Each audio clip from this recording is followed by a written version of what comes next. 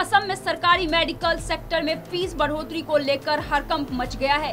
1 अगस्त से सरकारी अस्पतालों में शुल्क में 100% की वृद्धि की गई है। इसे लेकर व्यापक प्रतिक्रिया देखी जा रही है। आमगोड़ी में लोगों ने सरकार के इस जन विरोधी फैसले की तीखी निंदा की है। আপোনাৰ 1000 টকা অৰুণোদয় নামত যিকোনো হিতাধিকাৰী নামত বিভিন্ন টকা দিছে, কিন্তু তাৰ বিপৰীতে প্ৰতিটো ক্ষেত্ৰতে আচলতে স্বাস্থ্য শিক্ষা হওক প্ৰতিটো ক্ষেত্ৰতে তেওঁলোকে যি ধৰণৰ মাচুল বৃদ্ধি কৰিছে, বৰ্তমান পুনৰ 100% পৰ্যন্ত যি মাচুল বৃদ্ধি কৰিছে স্বাস্থ্য খণ্ডত, ই অত্যন্ত দুৰ্ভাগ্যজনক। আমি টাইম ছাত্ৰ সন্থাই ধিক্কাৰ জনাইছোঁ বিষয়টো। অসম চৰকাৰে আচলতে এটা কথা জনা উচিত যে যিসমূহ দৰিদ্ৰ শ্ৰেণীৰ লোক, যিসমূহ মধ্যবিত্ত শ্ৰেণীৰ লোক, তেওঁলোকে আচলতে চৰকাৰী হস্পিটেলসমূহত যায়। নহ'লে ধনী হোৱা হ'লেতো তেওঁলোক নাৰ্ছিং হোমতে গ'লহেঁতেন। আপোনাৰ দুখীয়া হোৱাৰ কাৰণে তেওঁলোকে আচলতে যি ধন যোগাৰ কৰিব লাগে সেই ধন যোগাৰ কৰিব নোৱাৰিয়ে চৰকাৰী হস্পিটেলসমূহত যায়।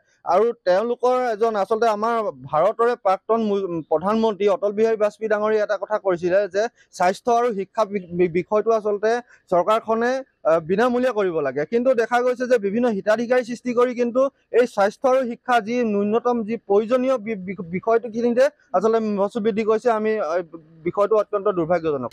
असम की अग्रणी चिकित्सा संस्थान गुवाहाटी मेडिकल कॉलेज अस्पताल में पंजीकरण शुल्क 10 रुपए की वजह 20 रुपए कर दिया गया है। सरकार ने 107 स्टेट में सरकारी अस्पतालों की फीस बढ़ा दी है।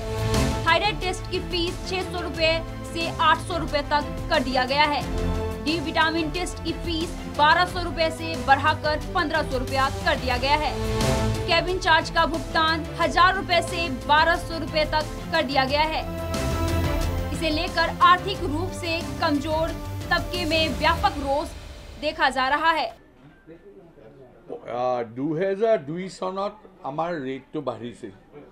তাৰ পিছত আজি আফটাৰ 22 ইয়াৰ্ছ ৰেটটো বাঢ়িছে। এতিয়া কথাটো হ'ল মোষ্ট ইম্পৰ্টেণ্ট কথা, মই পাৰ্চেণ্টেজ হিচাপে কোৱা নাই, মই there has to be a rational. সেই ৰেচনেলি আমি ৰেটখিনি আমাৰ কমিটিয়ে বহি পেলাই চাইছে। এতিয়া ফৰ এক্সাম্পল আগতে হেমোগ্ল'বিনটো 20 টকা বা 30 টকা আছিল। বাহিৰত একে হেমোগ্ল'বিনটোৱে 400 টকা, কিছুমানে 400 লয়, কিছুমানে 500 লয়। আমি সেইটো অলপ বঢ়াইছোঁ। আমি সেইটো কিমানত 200 ৰুপিজ হেমোগ্ল'বিনত বঢ়োৱা গৈছে। চিমিলাৰলি ব্লাড চুগাৰটো আগতে 30 টকা আছিল, এতিয়া 60 লৈ বঢ়াই দিছোঁ। বিকজ বাহিৰত ব্লাড চুগাৰটো as you all have said it's about 300 to 400 rupees. সেইকাৰণে এই যোনটো বাঢ়িছে ইটছ এ ৰেচনেল বাঢ়িছে। কিছুমানত আমি বঢ়োৱাই নাই, ৰেটছটো একেই আছে। আৰু মোৰ ইম্পৰ্টেণ্টলি reagents দাম, cost of the reagents have increased 4-fold, কিন্তু আমাৰ ৰেটছটো বাঢ়া নাই। ৰিয়েজেণ্টৰ 2002 চনৰ ৰেট আৰু এতিয়াৰ ৰেট যদি কৰে 4-fold, 4 গুণ বাঢ়িছে। সেইকাৰণে ৰেচনেলি আমি বস্তুখিনি আমাৰ কমিটিয়ে চাই পেলাই ৰেচনেলি আমাৰ বস্তুখিনি ৰেটছখিনি লাষ্ট 6 months ইভেলুৱেট কৰি মাৰ্কেট ৰেট চাই পেলাই এইটো বঢ়োৱা গৈছে। वहीं गोपुर में कई संगठनों ने राज्य के स्वास्थ्य विभाग द्वारा सामान्य श्रेणी के नागरिकों का इलाज के लिए फीस बढ़ाने पर चिंता व्यक्त की है। अस्पतालों में सर्विस टैक्स बढ़ाना लोगों के लिए एक नया आपदा है। सरकार से सेवा वृद्धि वापस लेने की मांग की गई। जी स्वास्थ्य विभागत अपनार আগতে যেটো বিনামূলীয়া সেৱা চলিছিলে, ইয়াতে আমাৰ নামভৰ্তিৰ পৰা আদি কৰি যিসকল সেই নামভৰ্তিটো আজি যি বৰ্ধিত মাচুল লোৱাৰ এটা সিদ্ধান্ত অসম চৰকাৰে কৰিছে, তাক আমি মানৱ অধিকাৰ সংগ্ৰাম সমিতিৰ পৰা গৰিহণা দিছোঁ। যি সময়ত বিজেপি চৰকাৰৰ এজন প্ৰধানমন্ত্ৰী অটল বিহাৰী বাজপেয়ীদেৱে কৈছিলে যে ভাৰতবৰ্ষৰ জনসাধাৰণ বা পৃথিৱীৰ জনসাধাৰণক চৰকাৰবিলাকৰ প্ৰথম মূল দায়িত্বটো হৈছে শিক্ষা আৰু স্বাস্থ্যটো বিনামূলীয়াকৈ দিয়া।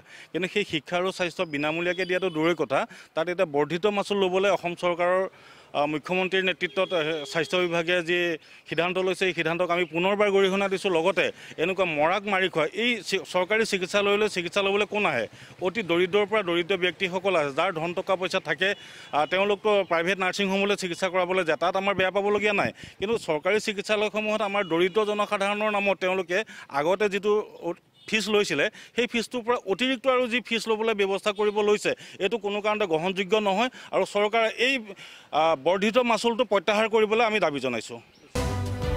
सरकार के फैसले की जागरूक समुदाय ने निंदा की है। सरकार के इस फैसले से जनता है खफा।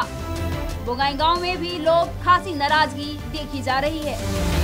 অসমত চৰকাৰখন চলি থকাৰ পৰা আমি দেখাবলৈ পাইছোঁ যে প্ৰত্যেকটা বস্তুৰে তেওঁলোকে দাম লাহে লাহে বঢ়াই আছে।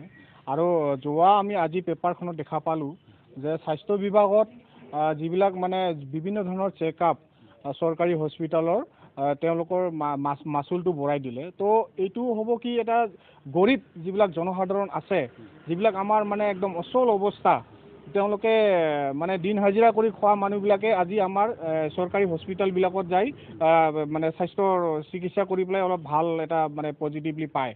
তো আজিৰ তাৰিখত যদি প্ৰাইভেট হস্পিটাল আৰু চৰকাৰী হস্পিটালৰ মাচুলবিলাক যদি একেই হয়, তো ইয়াত মানে চৰকাৰী স্বাস্থ্য কেন্দ্ৰ থকা বুলি যেন অনুভৱ হ'ব নেকি? তো চৰকাৰে এইটো এটা মানে গৰীব জনসাধাৰণৰ প্ৰতি এটা মানে অন্যায় এটা মানে তেওঁলোকে মানে ব্যৱস্থা গ্ৰহণ কৰিছে। গতিকে আমি চৰকাৰক আহ্বান কৰিম যে যিটো আগৰ যিটো মানে মাচুল আছিলে লাগিলে আকৌ কমাই দিয়ক, মানে বঢ়াটো আমি মানে বিৰোধিতা কৰিম। News desk report, any news.